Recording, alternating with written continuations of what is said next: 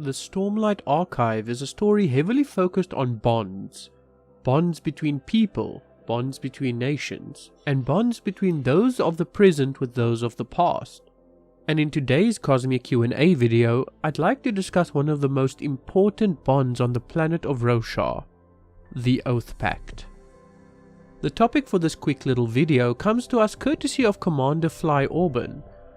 They asked for a video on the topic of the Oathpact, and I'm happy to oblige.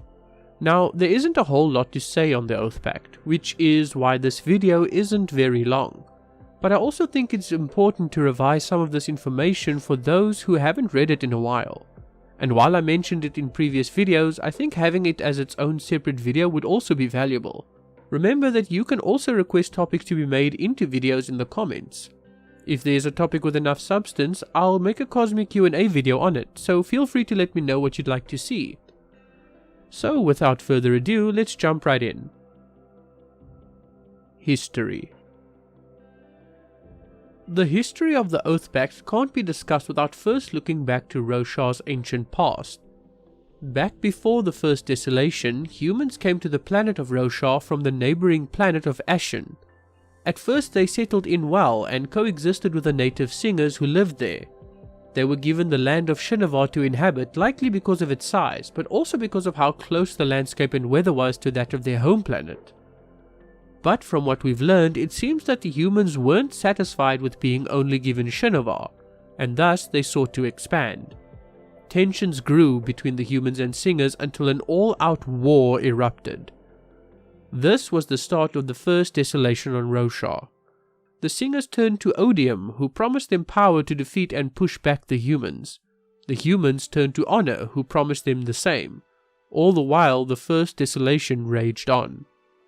When it became apparent that the singers were far too numerous and powerful with Odium on their side, the humans made one final desperate attempt. You see, Odium had given the singers the boon of becoming cognitive shadows when they died, and set it up so that they would immediately be born into a new host body upon death. This resulted in a never-ending force of enemies the humans could never hope to defeat. The only hope was to stop them at their source. 10 humans chosen by Honor all pledged their lives to fighting off the singers and keeping their souls trapped on the planet of Braze, where Odium was invested. Thus, the Oathpact was born. These 10 humans, known as Heralds, would go to Braze and hold back the enemy. While on Braze, however, the singers, who by then were called the Fused, would endlessly torture the Heralds. And as per the agreement with Honor, if one of the Heralds gave in to the torture and subsequently sought to return to Roshar, all of them would be sent back.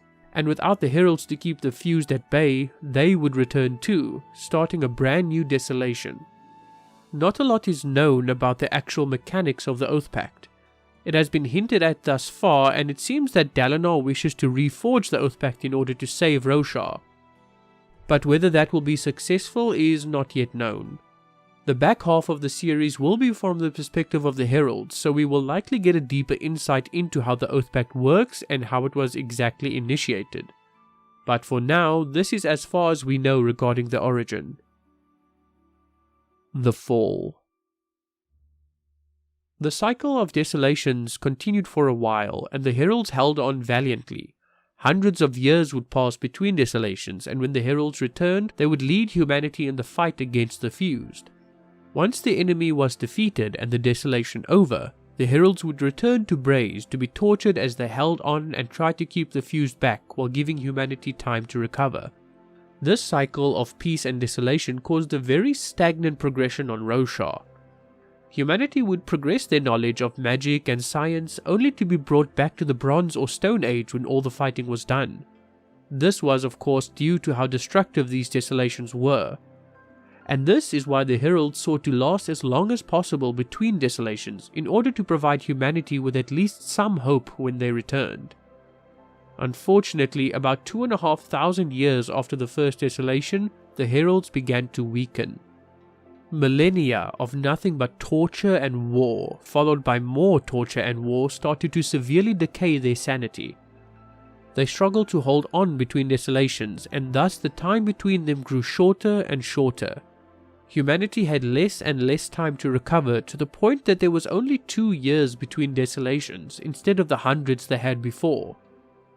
Then, after the final desolation, known as Aharetium, the heralds finally broke. Millennia of torture and war had taken its toll, and they finally abandoned the Oathpact. The ancient bond between themselves and honor was broken, at least so it seems. During this final desolation, all heralds but one survived. The herald named Talanel, or Taln, had died during this war and was sent back to Braze. The other heralds decided they could not stand going back, and thus left him to his fate. Having only a single herald hold back the horde of fused seemed like it would not last, but they simply could not go on. To their surprise, Taln proved more formidable and resolute than any other herald.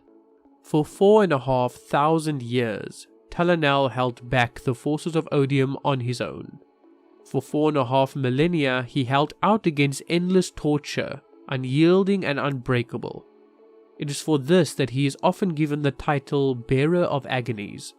He single-handedly gave humanity time and respite unlike it ever had before. He single-handedly ensured that humanity would not only survive, but prosper. And this is where the first book, The Way of Kings, begins. Anyway, that has been it from me for today, guys. Remember to like and subscribe, and also comment if you have suggestions for future Cosmere Q&A videos. Thank you very much for watching. My name has been Raven, and I will see you all next time. Take care, everybody.